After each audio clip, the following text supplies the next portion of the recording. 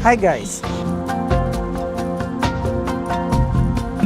It's a beautiful day once again and welcome back to Dexter's World channel. Today's video, allow me to make an update about our catfish breeding. Well, since time when we started this catfish breeding, we were actually experiencing so many ups and downs.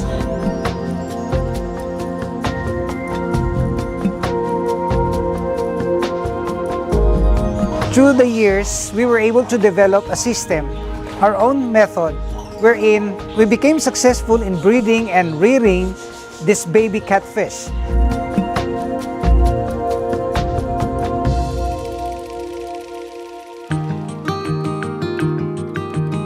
And our method of breeding is actually natural. We don't kill the male catfish. But of course, we use the hormone. We inject the ovaprim for the female catfish to be induced to lay their eggs. And we have so many videos in the past about breeding of this catfish, the combination of the natural and the artificial and the pure natural. I would like to say that the most effective, so far as I'm concerned, is the mixture of the natural and artificial breeding.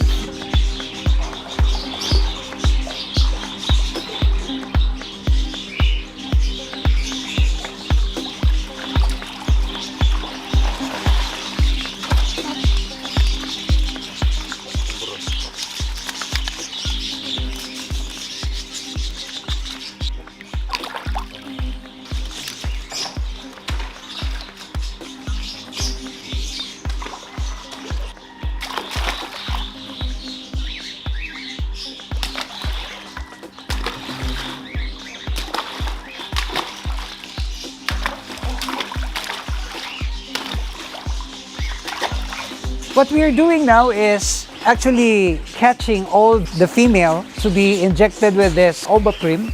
We are set to breed our fish tonight.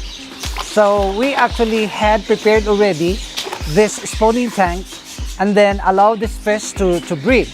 And I used these nylon threads in order to collect the eggs. And we have already many videos in the past that showing how to take care of the fry. And this is very exciting because the fry at the age of 1 to 10 days old is very delicate, that if we will commit mistake, they will all die.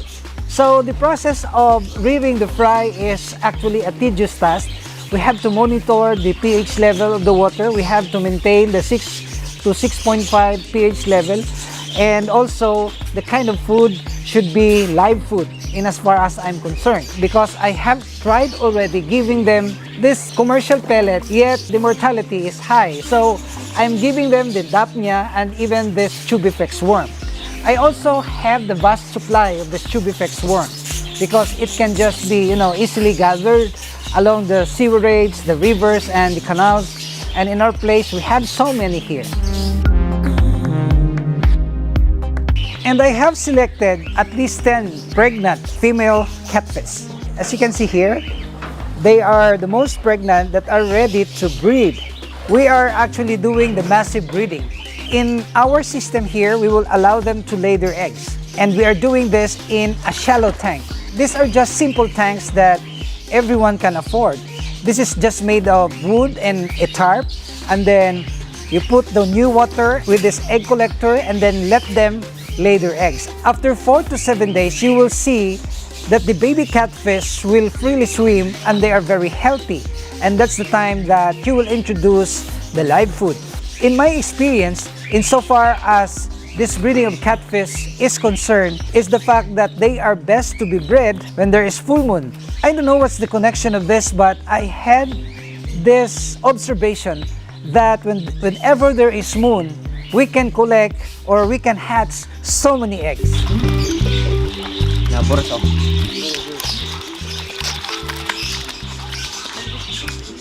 And guys, you will see here that we have some pregnant, catfish, and there is a technique actually in holding this because this has turns. It's really very painful if you will be injured, and this is the proper way of handling it. I guess this is the way So we have to clip the body with our fingers in order to protect us from getting hurt. And we will put this here. Wow.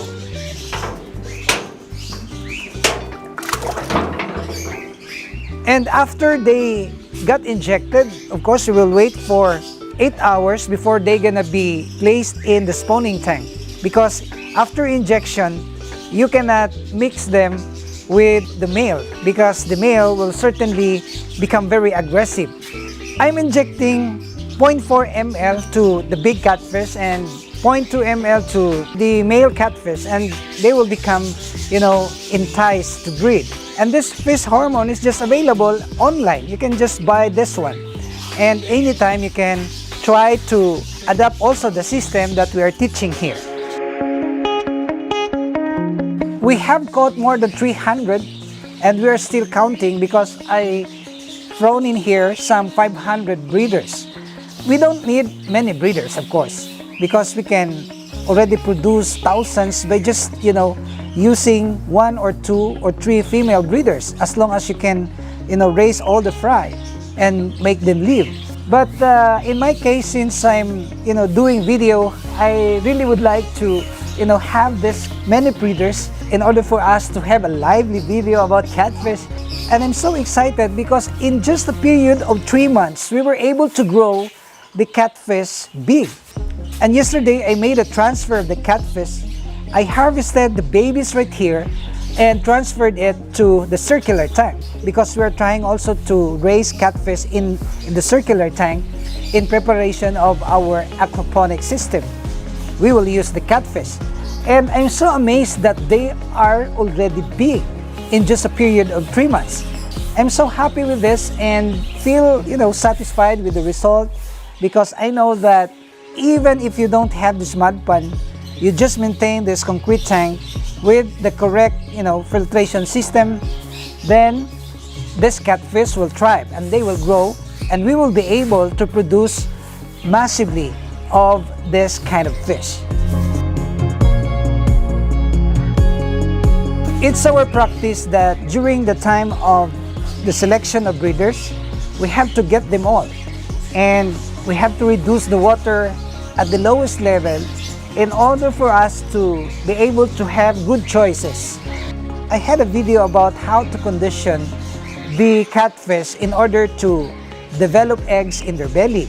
And one of which is the chicken entrails, the chicken liver, and the meat of the chicken. We can do that. And this is giving us good result. We will try to use this circular tank in order to advance our desire also to do the aquaponics. And the aquaponics system is very natural and very organic that we can try learning together using this tank. And of course, I've learned also in other channels about this aquaponics, and I'm so glad to learn that this catfish can also be an effective material for our aquaponics system. And I'm thinking about vegetables, and this is gonna be our future project. We will putting up frames and circular tubes right here using this water from this very particular tank of catfish. And I would like to remind you that the system that we had here is giving us good chance to increase the stocking density, because under the funnel type system we can just easily get the waste and even the toxic sediments out of this tank in order to maintain the quality of the water. And we will try this one. I'm not using anymore any filtration, of course, and I'm just regularly draining out the dirt, and I believe that this will work because it's my observation that this catfish don't require actually the finest filtration system, unlike the goldfish and this Japanese koi. So I hope this will prosper, and please be with me as we are going to venture another project of this aquaponics system.